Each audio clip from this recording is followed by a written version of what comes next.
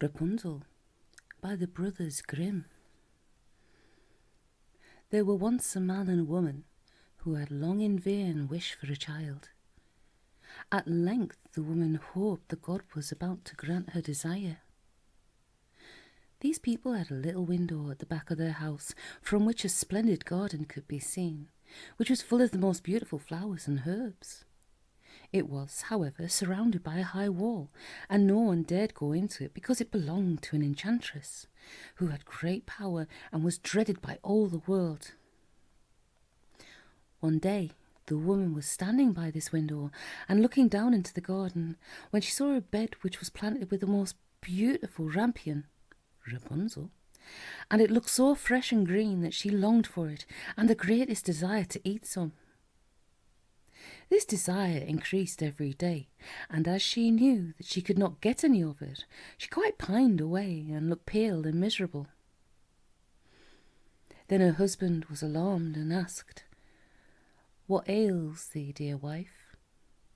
"Ah," she replied, "if I can't get some of the rampion, which is in the garden behind our house, to eat, I shall die." The man, who loved her, thought, "Sooner than let thy wife die, bring her some of the rampion thyself, let it cost thee what it will." In the twilight of the evening, he clambered down over the wall into the garden of the enchantress, hastily clutched a handful of rampion, and took it to his wife. She at once made herself a salad of it, and ate it with much relish.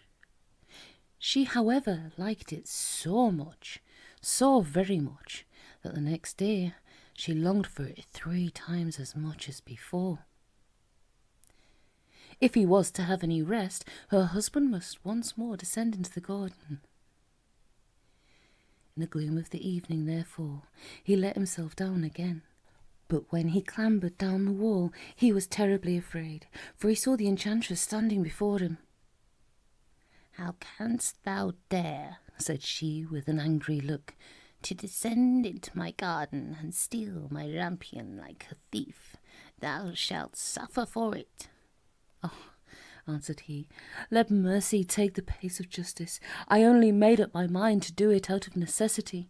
My wife saw your rampion from the window and felt such a longing for it that she would have died if she had not got some to eat." Then the enchantress allowed her anger to be softened, and said to him, "If the case be as thou sayest, I will allow thee to take away with thee as much rampion as thou wilt. Only I make one condition. Thou must give me the child which thy wife will bring into the world. It shall be well treated, and I will care for it like a mother." The man in his terror consented to everything, and when the woman was brought to bed, the enchantress appeared at once, gave the child the name of Rapunzel, and took it away with her. Rapunzel grew into the most beautiful child beneath the sun. When she was 12 years old, the enchantress shut her in a tower which lay in a forest, and had neither stairs nor door, but quite at the top was a little window. When the enchantress wanted to go in, she placed herself beneath it and cried, "Rapunzel, Rapunzel, let down thy hair to me." Rapunzel had magnificent long hair, fine as spun gold, and when she heard the voice of the enchantress, she unfastened her braided tresses, wound them round one of the hooks of the window above, and then the hair fell 20 ells down, and the enchantress climbed up by it. After a year or 2, it came to pass that the king's son rode through the forest and went by the tower. Then he heard a song, which was so charming that he stood still and listened. This was Rapunzel, who in her solitude passed her time in letting her sweet voice resound. The king's son wanted to climb up to her, and looked for the door of the tower, but none was to be found. He rode home, but the singing had so deeply touched his heart that every day he went out into the forest and listened to it. Once, when he was thus standing behind a tree, he saw that an enchantress came there, and he heard how she cried, "Rapunzel, Rapunzel, let down thy hair." Then Rapunzel let down her braids of hair, and the enchantress climbed up to her. "If that is the ladder by which one mounts, I will for once try my fortune," said he. And the next day, when it began to grow dark, he went to the tower and cried, "Rapunzel, Rapunzel, let down thy hair." Immediately the hair fell down, and the king's son climbed up. At first Rapunzel was terribly frightened when a man such as her eyes had never yet beheld came to her. But the king's son began to talk to her quite like a friend, and told her that his heart had been so stirred that it had let him have no rest, and that he had been forced to see her. Then Rapunzel lost her fear, and when he asked her if she would take him for her husband, and she saw that he was young and handsome, she thought, "He will love me more than great old Dame Gothel does." And she said yes, and laid her hand in his. She said, "I will willingly go away with thee, but I do not know how to get down.